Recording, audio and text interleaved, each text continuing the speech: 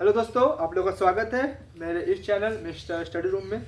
जैसा कि हम लोगों ने बायोलॉजी का कुछ महत्वपूर्ण टॉपिक पढ़ चुका है और हम लोग उसी टॉपिक को कुछ आगे बढ़ते हैं, यानी कि नया टॉपिक ला रहे हैं और इसका ही पार्ट चलेगा पार्ट 2।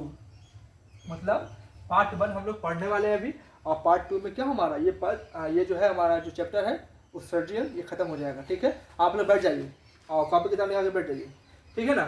तो चलिए हम लोग आते हैं और जरा देखिए पार्ट 2, मतलब यहाँ पे वेब सीरीज नहीं हो रहा है। पार्ट 1 हम लोग पढ़ाएंगे बायोलॉजी चैप्टर मतलब उत्सर्जन के बारे में, और पार्ट 2 हम यानी कि परसों खत्म कर देंगे। ठीक है, तो जरा यहाँ मिटा देते हैं और चलिए। उत्सर्जी अंग किसे कहते हैं? मतलब शरीर में वैसा अंग, मतलब शरीर में वैसा जो हमारे मल अवशिष्ट यानी खराब पदार्थ को शरीर से बाहर निकालता है, उसे कहते हैं हम लोग अवशिष्ट पदार्थ, यानी कि उत्सर्जी अंग कहते हैं। जैसे हमारा जो त्वचा है, आखिर हम बात करते हैं त्वचा का, बात करते हैं। देखिए यहाँ पे हम लोग बात करते हैं त्वचा का। ठीक है, तो बताइए त्वचा हमारे शरीर से क्या निकालेगा? पसीना निकालेगा। बहुत जोर से बोलो। पसीना निकाले। पसीना। और कुछ? पसीना के अलावा सीबम निकालेगा। अब सीबम मतलब देखो बताते हैं, आप लोग को ध्यान से सुनिए। आप लोग गर्मी में देखते होंगे तो हमारा जो ऑयल फेस होता है, वो फेस क्या होता है? हमारा फेस जो होता है वो ऑयली हो जाता है कि नहीं होता है, और किसी किसी का ड्राई हो जाता है। ठीक है, तो ये जो है फेस जो है ऑयली हो जाता है। ये निकाल कौन रहा है? ये हमारा त्वचा निकाल रहा है ना। निकाल कौन रहा है? त्वचा।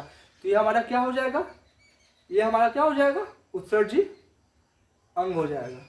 तो ये हो गया। अब इसके अलावा और हमारा कौन सा शरीर में अंग है जो उत्सर्जी करता है? बताइए तो। फेफड़ा। नाम सुने हैं कि नहीं? फेफड़ा जो है हमारे बॉडी के अंदर रहता है। नाम क्या सुनिएगा। ये CO2 का और वाष्पशील का क्या करता है? उत्सर्जित करता है। CO2 मतलब कार्बन डाइऑक्साइड, समझे। ये जो है हमारे ब्लड जो है इसको लाता है अंदर से यानी बॉडी के, और फेफड़ा के द्वारा CO2 हमारे शरीर से बाहर निकलता है। ठीक है, तो CO2 क्या है? हमारा उत्सर्जी अंग है। ठीक है, इसके अलावा नाम सुने हैं यकृत का, इसको बोलते हैं लीवर या बोलते हैं जिगर। ठीक है ना, यहाँ पे होता है पेट के थोड़ा का नीचे। तो ये जो लीवर जो है ये हमारा महत्वपूर्ण उत्सर्जी होता है। जैसे में जब हम लोग कुछ खाना खाते हैं ना, समझे बात को, तो जैसे देखिए हम लोग का शरीर में क्या होता है? यूरिया। क्या होता है? यूरिया। तो यूरिया को उत्सर्जी कौन करता है? लीवर। लेकिन लीवर नहीं करता है, लीवर देता है किडनी को, और किडनी मूत्र निर्माण के द्वारा यानी कि हमारे पेशाब के द्वारा उसको यूरिया को देता है अमोनिया में। और अमोनिया क्या है? बहुत ही जहरीला पदार्थ है। आप लोग देखे होंगे ट्रेन के बगल में जहाँ पे सब आदमी टॉयलेट करता है, वहाँ पे दीवार गिरा देता है, मतलब वहाँ पे अमोनिया है। क्या वहाँ पे? अमोनिया है। देखिए हमारे शरीर के अंदर यूरिया होता है। यूरिया बदलता कौन है? तो लीवर जो है हमारे शरीर के अंदर यूरिया में अमोनिया क्या बदलता है? हमारे बॉडी में जो अमोनिया जो है ना, क्या है? अमोनिया जो है इसको बदलता है यूरिया में। कौन? लीवर। और लीवर जैसे ही बदलता है यूरिया में, ये हमारे शरीर के लिए क्या हानिकारक उतना नहीं है। तो ये यूरिया जाकर बदलता है किसमें? आके अमोनिया में। इसीलिए जब टॉयलेट लगता है ना तो 2-3 घंटा बाद यूरिया क्या बन जाएगा? Automatic ammonia. तो जैसे ही आप लोग लगता है टॉयलेट तो आप लोग कर लिया कीजिए, तो जहाँ बन गया अंदर अमोनिया, शरीर को ये छेद देगा। ठीक है, अब इसके अलावा बताइए तो हमारा महत्वपूर्ण देखिए, तो आप समझ गए होंगे। यहाँ बता देते हैं, आप लोग लिखा देंगे, टेंशन मत लीजिए।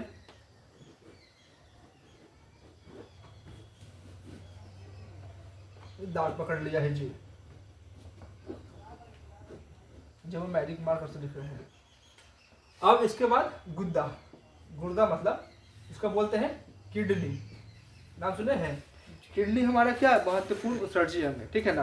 लेकिन इससे पहले हम लोग कुछ महत्वपूर्ण बात को ध्यान देते हुए हम लोग आगे बढ़ते हैं। देखिए हमारे अर्थ पे बहुत सा चीज ऐसा है जो अलग अलग जैसा उत्सर्जी अंग निकालता है। कोई निकालता है अमोनिया, कोई निकालता है यूरिया, कोई निकालता है यूरिक अम्ल, कोई निकालता है अमोनिक अम्ल। तो पहले हम लोग बात करते हैं अमोनिया कौन निकालता है। आप लोग मछली देखे, मछली मुर्गा देखे, तो जब आप लोग कभी जाइए मुर्गा के खदान में, ठीक है, वहाँ पर जाइएगा ना, तो आप लोगों को क्या मिलेगा? उसका जो होता है ना बीट यानी कि मैला, वो बहुत ही गंध मारेगा। मारता है कि नहीं? तो वो क्या डायरेक्ट उसका मल क्या है? तो पूछेगा एग्जाम में कौन सा जीव है जो डायरेक्ट अमोनिया करता है, तो कौन सा हो जाएगा? मछली या मुर्गा। ठीक है, ये क्या करते हैं? डायरेक्ट करता है अमोनिया, और हम लोग करते हैं यूरिया, और ये करता है अमोनिया। अब देखिए इसके अलावा एक होता है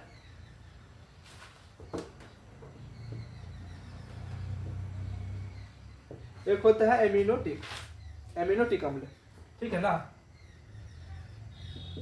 देखिए ये जो है ये भी अमोनिया जैसा ही है, ठीक ना? लेकिन इससे क्या है? कम जहरीला होता है। इसमें कौन आ जाएगा? आखिर इसके बात करते हैं, इसमें आ जाएगा आपका नहीं घोंगा। नाम सुनिए घोंगा? जी, खाए कभी घोंगा को? घोंगा खाने की चीज नहीं है। और सीप, ये कुछ समुद्री जीव है, ठीक है ना? वो डायरेक्ट ही हमारे शरीर में क्या करते हैं? एमिनोएटिक अम्ल। हमारे शरीर में नहीं, मतलब वो डायरेक्टली करता है उस शरीर में अंग क्या है? एमिनोएटिक अम्ल। जैसे ही ये जो मुर्गा है और मछली है वो करता है अमोनिया, वैसे ही घोंगा और सीप करता है एमिनोएटिक अम्ल। और इसके अलावा एक होता है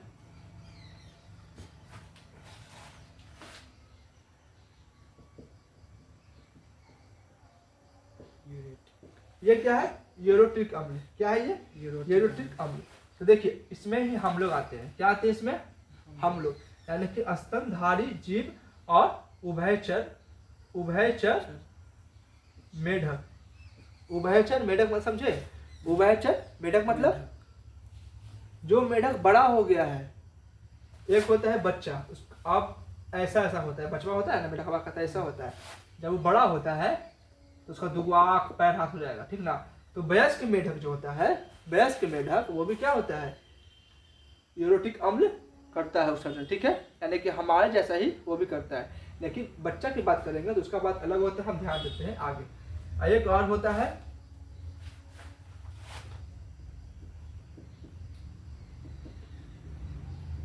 देखिए ये है एमिनोटिक अम्ल। ये क्या है? ओमोनोटिक अम्ल। ये कौन सा होता है जीव? ये होता है टेडपोल। टेडपोल देखिए आप लोग, वो छोटा मछली होता है, वो करता है ओमोनोटिक अम्ल। क्या करता है? ओमोनोटिक अम्ल। तो ये कुछ ऐसा जीव है जो अलग अलग तरह से उत्सर्जित अंग करता है। बताइए, आखिर आप बात करते हैं मुर्गा और मछली का, तो वो करता है डायरेक्ट अमोनिया, और हम लोग करते हैं यूरिया यानी कि यूरोटिक अम्ल, ठीक है? अब बात करते हैं एमिनोटिक अम्ल के। इसमें कौन आता है? हमारा सीप और घोंगा। एग्जाम में आपका आएगा कि एमिनोटिक अम्ल इनमें से कौन है, तो क्या मारिएगा? सीप या घोंगा मारिएगा। और आपकी बात आएगा ओमोनोटिक अम्ल का, इसमें आएगा टेडपोल, मतलब वैसा बच्चा मेढक का जो अभी जन्मा है। ऐसा होता है ना बच्चा का मेढक। तो जो ये बच्चा का जो है ना मेढक, आखिर जब बच्चा होता है तो इसका ये जो अपना मल जो निकालता है वो निकालता है अमोनोटिक अम्ल, ठीक है? और जब ये बड़ा होता है तो ये हमारे श्रेणी में आ जाता है, यानी कि यूरोटिक अम्ल में। समझे? कोई दिक्कत? तो ये कुछ ऐसा चीज था जो आप लोगों ने देखा। अब इसके आगे बढ़ते हैं।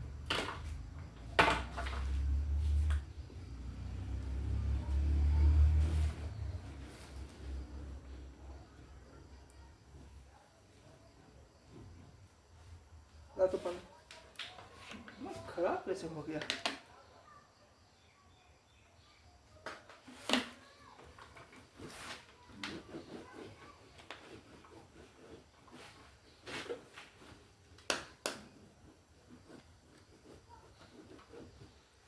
अब बात करते हैं हम लोग महत्वपूर्ण किडनी के बारे में। देखिए हमारे शरीर में 2 किडनी होता है। कितना होता है? 2 गुर्दा, ठीक है? हम लोग बात करते हैं किडनी के बारे में। तो देखिए आखिर हम लोग किडनी का डायग्राम पढ़ते हैं, उतना अच्छा तो आता नहीं है। समझिए यहाँ पे एक किडनी है और यहाँ पे 2 किडनी है, ठीक है? तो किडनी पढ़ने तो नहीं आ रहा, नहीं समझिए। किडनी में जो होता है हम एक मिटा देते हैं, ठीक है? हम इसको ही बड़ा कर देते हैं किडनी का। ये समझिए हमारा क्या है? गुर्दा, ठीक है? किडनी का की बात करते हैं तो बोले किडनी का मुख्य अंग क्या होता है? तो उसका नाम है मेंडुला। क्या है? मेंडुला। ठीक है, क्या है? मेंडुला। मेंडुला, मेंडुला। और किडनी का जो बाकी भाग है मेंडुला के अलावा जो होता है उसे कहते हैं हम लोग कार्टेस। ठीक है, जैसे मेंडुला का आकार होता है त्रिभुजाकार, पिरामिड जैसा। ठीक है, ये हमारा क्या हो गया? मेंडुला हो गया। और इसके अलावा जो यहाँ पे जो मांस है ना इसका, इसे कहते हैं हम लोग कार्टेस कहते हैं। क्या कहते हैं? कार्टेस। कार्टेस। और इसका जो नस होता है इसे कहते हैं हम लोग रेनल। क्या? रेनल। रेनल। अब बोलेगा आखिर कि एक मेंडुला में कितना नसों की संख्या होती है, तो इसका बात है 30 लाख तक नस होता है। कितना? 30 लाख। 30 लाख तक क्या पाया जाती है इसमें? नसें पाए जाती है। नसें पाए जाती है किसमें? मेंडुला में। मेंडुला के अंदर क्या होता है? ये किडनी का बोलेगा मुख्य भाग मेंडुला। और इसके मेंडुला के अलावा जो होता है बाकी जो होता है उसे कहते हैं कार्टेस। कार्टेस के अलावा जो किडनी जो होता है नस होता है उसे कहते हैं रेनल। क्या कहते हैं? रेनल। हाँ, रेनल। और बोलेगा कितना रेनल होता है, यानी कि नसों की संख्या कितना होता है? 30 लाख तक। कितना होता है? 30 लाख। 30 लाख तक। कितना होता है? 30 लाख तक। अब देखिए मेंडुला के अंदर पाया जाता है नस, उसकी संख्या होता है 30 लाख, ना कि इसकी संख्या। समझे? ये जो है ना रेनल, इसकी संख्या नहीं होती है 30 लाख। मेंडुला के अंदर नस पाया जाता है, उसका नाम है नेफ्रॉन। नेफ्रॉन।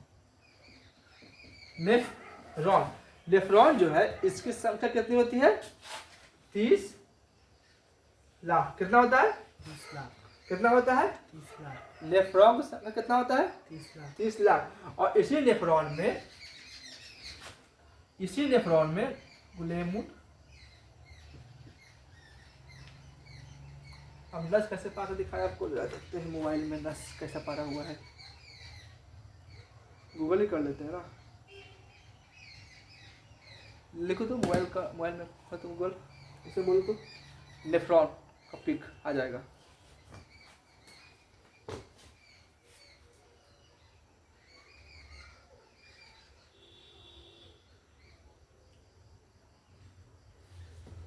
हाँ, आ गया।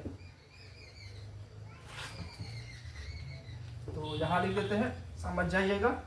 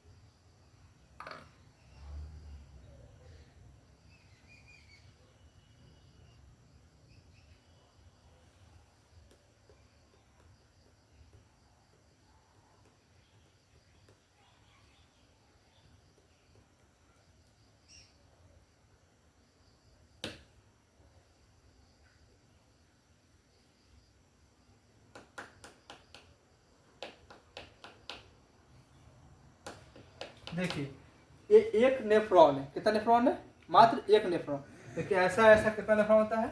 30 लाख। 30 लाख। तो हमारा किडनी का मुख्य अंग कौन होता है? मेंडुला।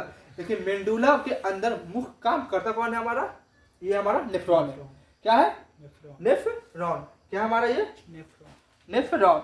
अब देखिए ये जो नेफ्रॉन है यही जो है किडनी के अंदर, यानी कि हमारा किडनी के अंदर ब्लड को साफ करता है। यानी कि ब्लड का क्या करता है? साफ करता है। साफ। इसको बोलते हैं हम लोग डायलिसिस प्रक्रिया। इसका किडनी खराब हो जाएगा ना, इसको डॉक्टर हर महीना बुलाता है, क्योंकि उसका जब किडनी नहीं रहेगा तो डायलिसिस प्रक्रिया नहीं होगा, जिससे ब्लड क्या हो जाएगा? गंदा हो जाएगा, जिससे आदमी की मृत्यु होती है। इसीलिए हर महीना उसको बुलाता है और डायलिसिस करता है डॉक्टर। समझा? इसके में क्या होता है? नया खून चढ़ता है इधर से, और मतलब खून वही आता है, मतलब खून साफ होकर चढ़ता है। ठीक है ना? उसको बोलते हैं हम लोग डायलिसिस प्रक्रिया। किडनी का होता है मुख्य भाग देखिए इसके अंदर दो भाग होता है, जरा यहाँ देख लेते हैं। एक होता है वोमेन,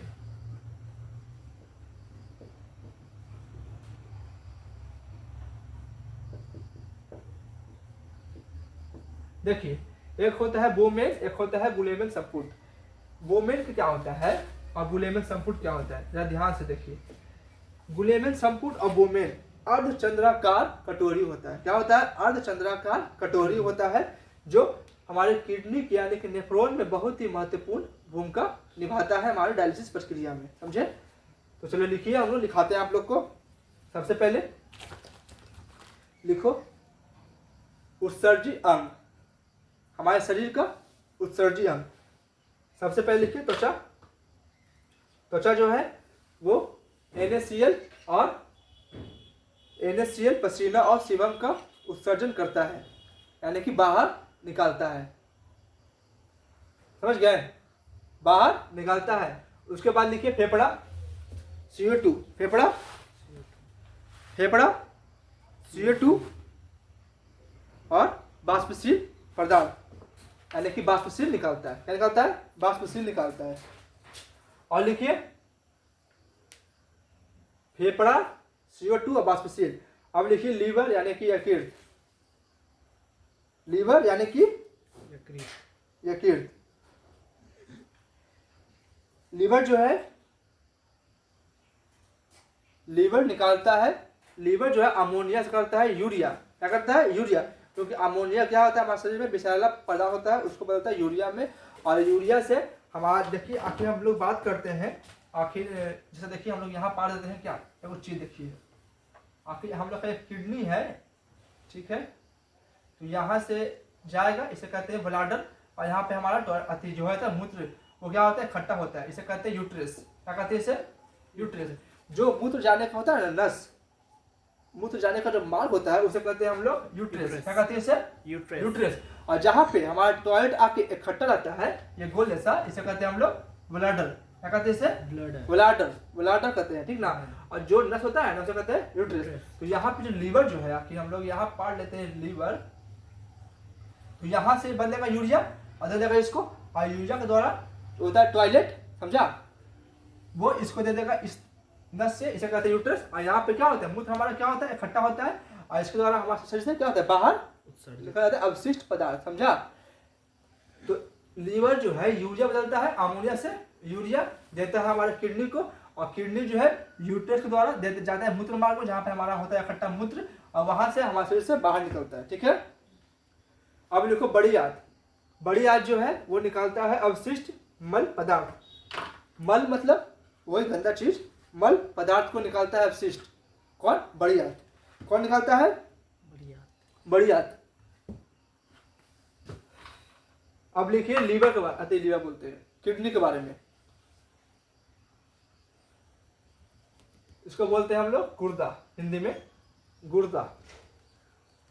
गुर्दा जो है वह हमारे शरीर का बहुत ही महत्वपूर्ण अंग है, हमारे शरीर का बहुत ही महत्वपूर्ण अंग है। गुर्दा में महत्वपूर्ण अंग होता है मेंडुला। क्या होता है? मेंडुला, जिसका आकार त्रिविमीय आकार यानी कि पिरामिड का आकार का होता है। देखो ये कैसा आकार है ना, पिरामिड का आकार है ना, त्रिभुज का ऐसा।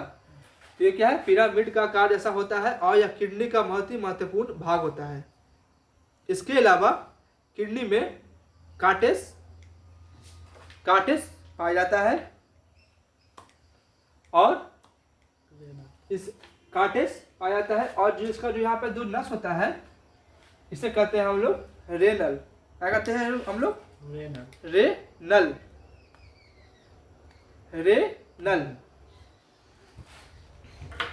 मेंडुला का आखिर हम लोग अंदर देखते जाके, यानी कि माइक्रोस्कोप से, ये बहुत ही कॉम्प्लेक्स प्रक्रिया होता है। आखिर हम लोग इसके अंदर जाके देखते हैं तो इसमें पाया जाता है नेफ्रॉन। क्या पाया जाता है? नेफ्रॉन। लिखो नेफ्रॉन। 30 लाख। कितना नेफ्रॉन? 30 लाख, यानी कि 30 लाख नेफ्रॉन, यानी किडनी के अंदर मेंडुला की, सॉरी किडनी के अंदर मेंडुला होता है, और मेंडुला के अंदर देखते हैं हम लोग बहुत ही कॉम्प्लेक्स प्रक्रिया यानी कि जटिल प्रक्रिया से हम लोग नेफ्रॉन को निकाले हैं। ये हमारा नेफ्रॉन का नस होता है। अभी आपको डायग्राम तैयार बोर्ड है नहीं, जैसा आया वैसे बना दीजिए, समझ जाइए।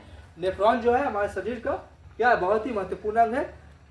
वो हमारे किडनी में 30 लाख नेफ्रॉन पाए जाते हैं और वही जो है हमारे शरीर में डायलिसिस की प्रक्रिया करते हैं। लिखिए, नेफ्रॉन जो है हमारे शरीर में, नेफ्रॉन हमारे शरीर में महत्वपूर्ण अंग पाए जाते हैं जो हमारे ब्लड को डायलिसिस प्रक्रिया के द्वारा करता है। डायलिसिस प्रक्रिया क्या होता है, लिखिए, डायलिसिस प्रक्रिया खून को यानी कि ब्लड को साफ करने की प्रक्रिया है। ठीक है, साफ करने की एक प्रक्रिया है जिसे कहते हैं डायलिसिस। जिस मनुष्य का दोनों किडनी खराब हो जाएगा, जिस मनुष्य का दोनों किडनी खराब हो जाएगा उसमें डायलिसिस प्रक्रिया नहीं होती है।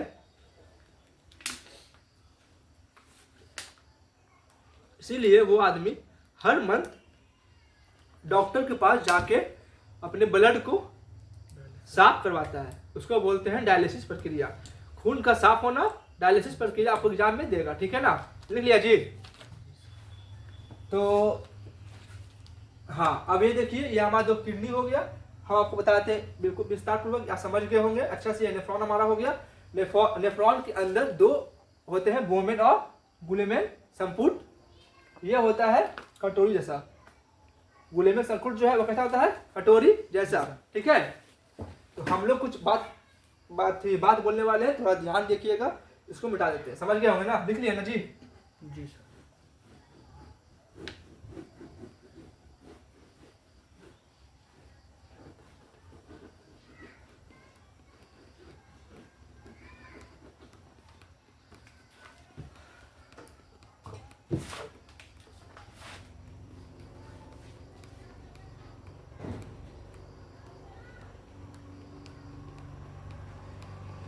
यही सही पड़ा है।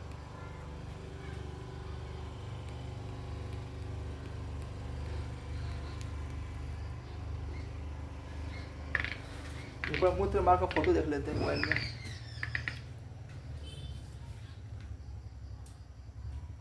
हाँ, लमसम में तो सही है। देखिए, यहाँ आके हम लोग बात करते हैं हम लीवर का। ठीक है, ठीक है, ये लीवर क्यों लगता है, लीवर यहाँ होगा। ठीक है, तो लीवर जो है हमारा बॉडी में अमोनिया से बदलता है। हाँ, उसी पा रहे हैं लमसम में सही। अब क्या है, बोर्ड है ना 3D जो तुमको दिखा दे सकते हैं, लीवर किडनी। यहाँ देखिए, ये हमारा लीवर है, समझ जाइए। और लीवर जो है वो अमोनिया को बदलता है यूरिया में, इसीलिए हमारे शरीर में यूरिया रहता है। ठीक है, और हम लोग को जब लगता है टॉयलेट तो वो क्या होता है, यूरिया। और उसके बाद जब हम लोग टॉयलेट करते हैं तो वो 2 घंटा के बाद यूरिया बदलता है अमोनिया में। ये क्वेश्चन पूछा गया है कि यूरिया को अमोनिया को यूरिया में हमारे शरीर के अंदर कौन बदलता है, तो कौन, हमारा लीवर। कौन, लीवर। ठीक है, और उसी तरह आके हम लोग बात करते हैं तो लीवर जो है अमोनिया को बदलता है यूरिया में और यहाँ से देता है किडनी भाई को। अब किडनी भाई को दे दिया और इसे बोलते हैं यूट्रस। जो पेशाब जाने का जो मार्ग होता है ना, उसे कहते हैं महोदय जी, क्या कहते हैं उसे, यूट्रस। उसे कहते हैं यूट्रस। और यहाँ पे जो जमा होता है हमारा मूत्र, इसे कहते हैं मूत्राशय, यानी कि हिंदी में बात करते हैं मूत्राशय यानी कि मूत्र। और ये क्या है, इसका हिंदी में बोलते हैं मूत्र मार्ग, मूत्र मार्ग।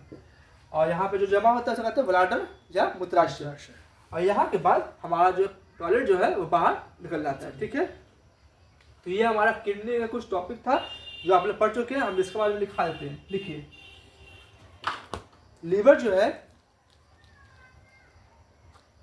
लीवर हमारे शरीर में अमोनिया से बदलता है यूरिया में, क्योंकि अमोनिया हमारे शरीर के लिए बहुत ही हानिकारक होता है। इसीलिए अमोनिया को बदलने का काम कौन करता है, यूरिया।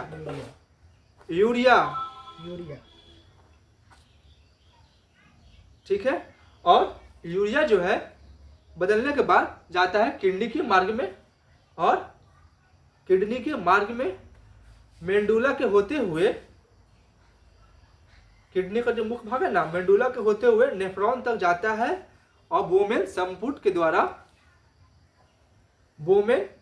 के द्वारा उस मूत्र मार्ग से जो होता है ना टॉयलेट, उससे भी कुछ उसको छान कर, समझे, जो हमारा जो पदार्थ है, जो मैला जो है टॉयलेट, उसको भी छान कर उससे भी कुछ अच्छा पदार्थ निकाल के शरीर में मिला देगा और उसके बाद जो खराब बचेगा उसको मिला देगा हमारा यूट्रस के द्वारा ब्लैडर में, जिसे कहते हैं मूत्र मार्ग। देखो, नेफ्रॉन के द्वारा साफ कर उसको मूत्र मार्ग यानी कि यूट्रस के द्वारा ब्लैडर तक पहुंचाता है और उसके बाद यह उत्सर्जित कर देता है। ठीक है, तो लमसम में आपका किडनी टॉपिक खत्म हो गया। इससे बाहर आपका टॉपिक का क्वेश्चन आंसर भी नहीं जाएगा और फिलहाल तो इसमें उतना कुछ पूछता नहीं है। किडनी से आपको यही पूछेगा कि डायलिसिस प्रक्रिया आपकी कौन करता है, तो क्या बोलेगा, किडनी हमारा यानी कि गुर्दा करता है। ठीक है, बोलेगा आदमी के शरीर में कितना किडनी, तो दो। क्या बोलिएगा, दो, 5 नहीं बोलिएगा, 5 किडनी नहीं होता है, ठीक है ना, 2 ही किडनी होता है। और किडनी का आखिर बात करते हैं मुख्य भाग का, तो वो होता है मेंडुला। क्या होता है, क्या होता है जी, जोर से बोलो, मेंडुला क्या होता है। और उसके अलावा क्या होता है, जो उसका बाकी बचा भाग होता है उसे कहते हैं कार्टेक्स। और उसके होता है नस, उसे कहते हैं रेनल। मेंडुला का जो अंदर होता है उसे कहते हैं नेफ्रॉन। 30 लाख नेफ्रॉन होता है और नेफ्रॉन 30 लाख, उसके अंदर 2 होता है, बोमेन और गोले, हाँ बोमेन संपुट और गुलेमेन संपुट। बोमेन संपुट का आकार कैसा होता है, कटोरी जैसा, कैसा होता है, और यही जो है ब्लड को छानने का प्रक्रिया करता है, यानी कि डायलिसिस प्रक्रिया करता है। ठीक है, तो आप लोग का यह हो चुका होगा। तो जहां आपको आता है दिक्कत कि हाँ सर यहाँ दिक्कत है, तो आप लोग कमेंट बॉक्स में बता सकते हैं। आपको अगला टॉपिक हम लोग बायोलॉजी का बताएंगे कुछ। अब देखिए, बायोलॉजी में लमसम में ज़्यादा टॉपिक नहीं बचा है, 4-5 टॉपिक बचा है। आप लोग को बायोलॉजी हम खत्म कर देंगे, उसके बाद हम लोग आपका इकोनॉमिक्स, यानी कि देखिए सबसे हार्ड टॉपिक की बात करते हैं जीएस में, सबसे हार्ड टॉपिक तो सबको लगता है क्या, इकोनॉमिक्स। इकोनॉमिक्स आपको हम बिल्कुल ऐसे पढ़ाएंगे ना कि एग्जाम में आपका क्वेश्चन आपकी 5 गो आ रहा है तो उसमें 4 गो आप सही मार के आइएगा, इसे याद रखिए। तो ठीक है, आपको हम इकोनॉमिक्स पढ़ा देंगे जैसे खत्म होगा। तो मिलते हैं, जय हिंद, जय भारत।